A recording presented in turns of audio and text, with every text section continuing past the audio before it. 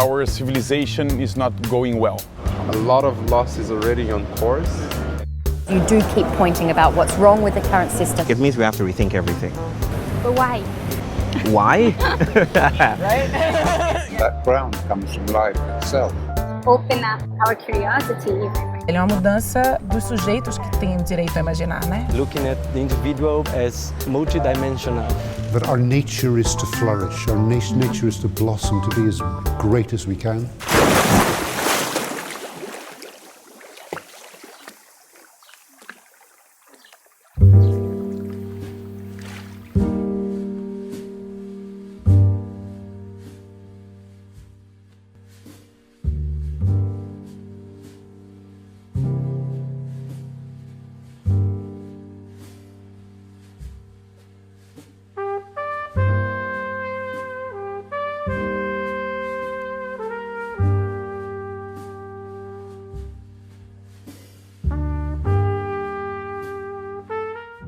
Talk about this releasing of oppression and how does it work? What are the threats nowadays that we face and how are we going to live with that?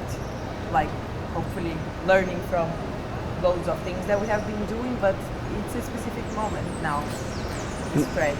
Before talking, can I make a question? This issue, the point of responsibility at college or studying, it reflects what happens also in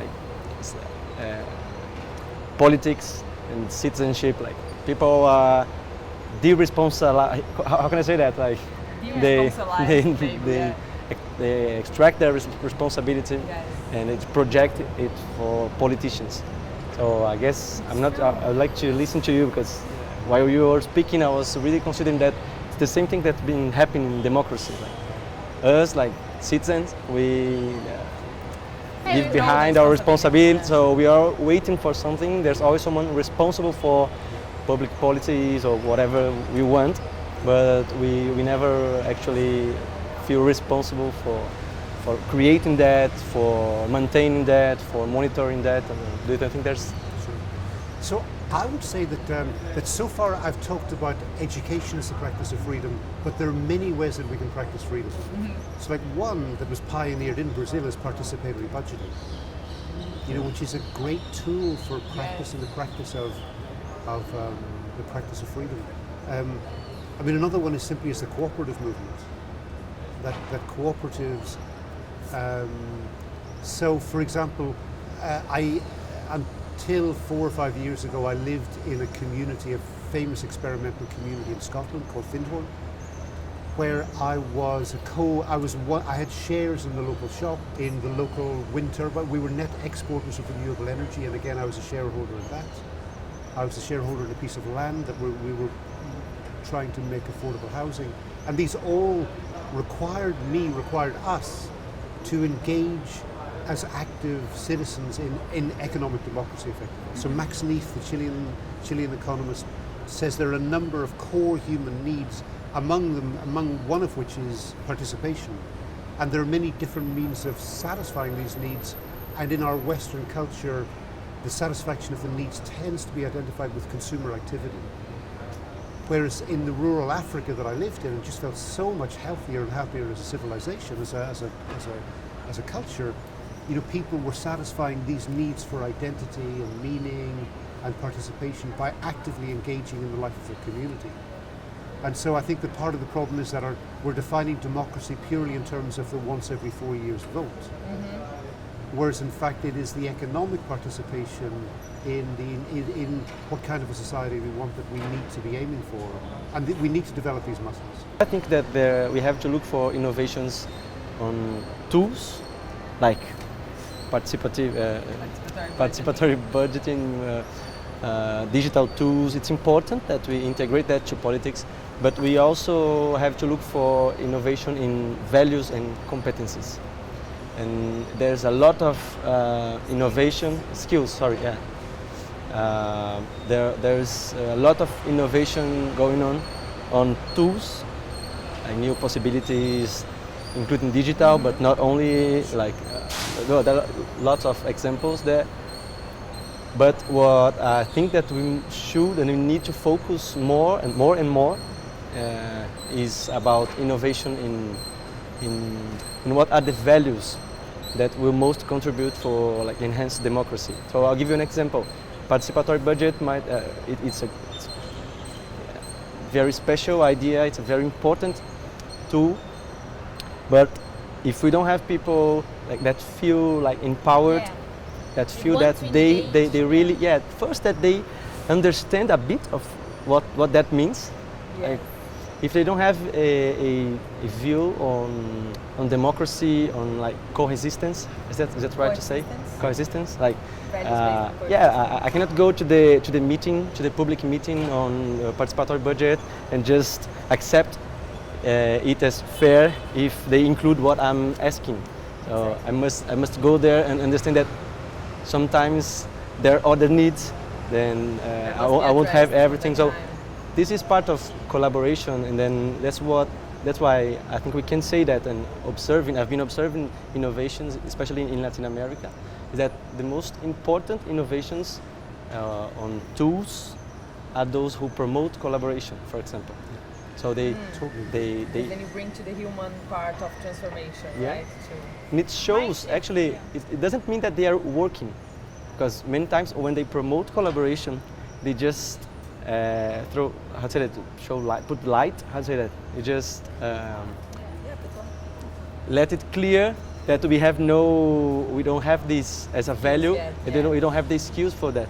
So I've been to 11 countries in Latin America, traveling and interviewing people who are innovating somehow in politics. And that's a point. Most of these initiatives are very important. I still think that they are part of the great process of transformation we are looking for, but it doesn't mean that they are working or they are already effective on changing politics. They are first changing people. They are first helping change people, and then this will help changing politics. Besides values, I feel that there's something that Bio says, and maybe you heard yesterday on the workshop as well. Where do we move from? Like from what part of our bodies, and where do we move from? What's triggering us to move? And that's a little bit how I see also values nowadays. Yeah. We don't need like to write down values and like agree and sign a paper, but like where does your movement and your action comes from? Is it just from your brain, from a rational perspective, or is your brain already in a more complex situation? Do you move from your heart? Do you move from your stomach? Do you move out of anger, fear, or love, or cooperation? And I think that what are the principles that make you move, like, or that encourage you to move? Because as I was saying, like, I can feel that I'm participate as a citizen. I'm playing my role.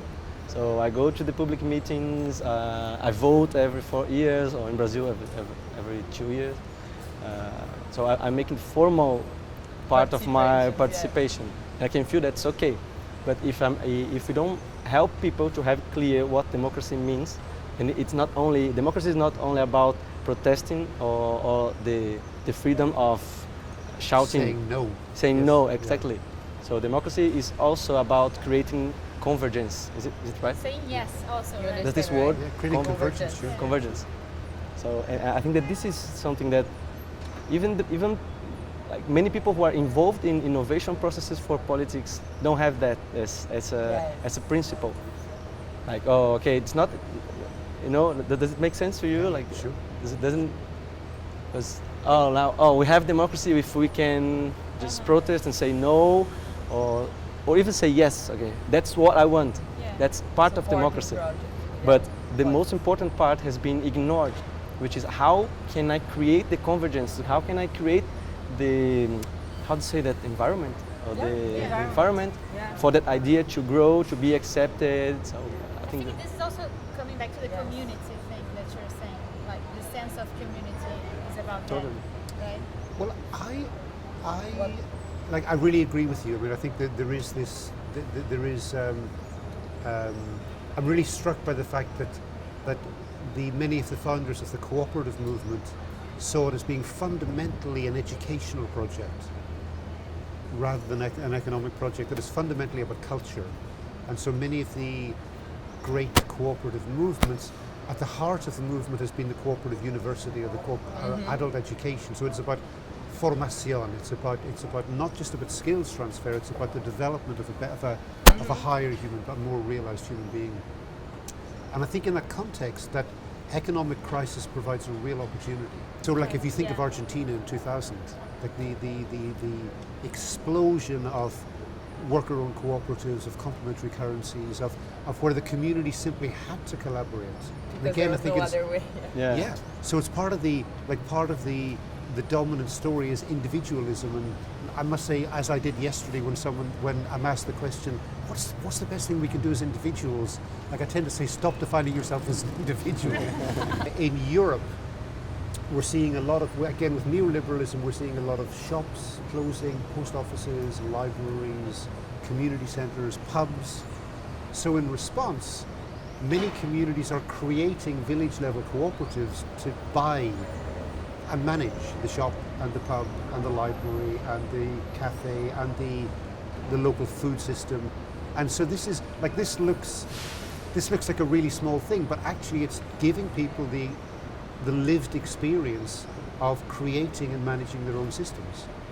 And I mean, I think this results from economic crisis.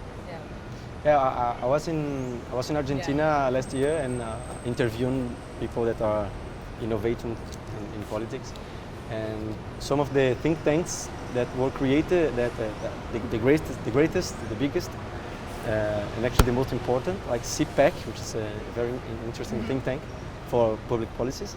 They were created in 2001, and then what they say is that our feeling, and they were created by, let's say, the elite. Yeah.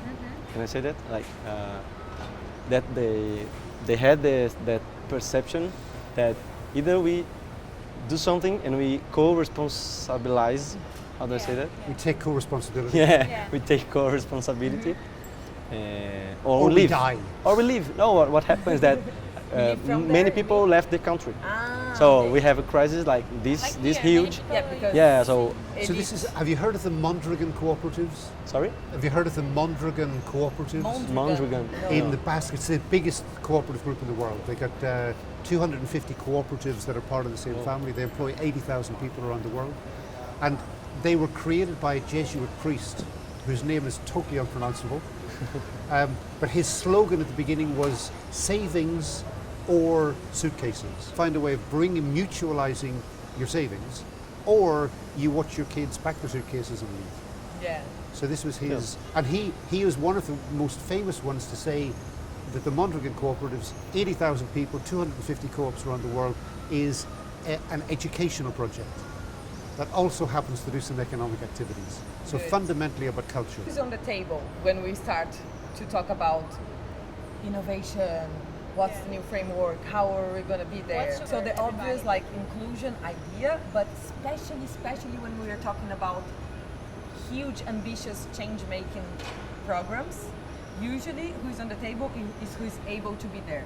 So it could be the most intelligent people of the country, usually in Latin America. And They are what is also most intelligent? Yeah, If you are the thinking most about other ways of thinking about education. Exactly. Maybe So the most even when we talk intelligent about doesn't know what to intellectual say, yeah. So who is on this table, and how we build like real participatory process for that without being stuck and paralyzed because you're like, we don't have all the voices here, so maybe we shouldn't even have this conversation. Who are we here talking in English for whom and stuff? So it also tends, a lot of people get paralyzed in the process of radical inclusion. And how do we work with that? Especially, I'd just like to have your take on programs, on innovation programs or projects that are aiming to make change. Because we want to disrupt, so we want to make change, but then who's there taking this decision, and how do we work with radical inclusion at the college? So I would go back again to economic crisis, and this is not a blip. This is long term. Like the recent studies are showing that growth is increasingly unlikely to return. So Growth is increasingly unlikely to return. So the dominant story is we're having a period of none, but we will return. We will return to growth. And macroeconomic studies increasingly are saying the rate of profitability has been dropping for 40, 50 years. Never going to get back. So economic crisis is the new normal.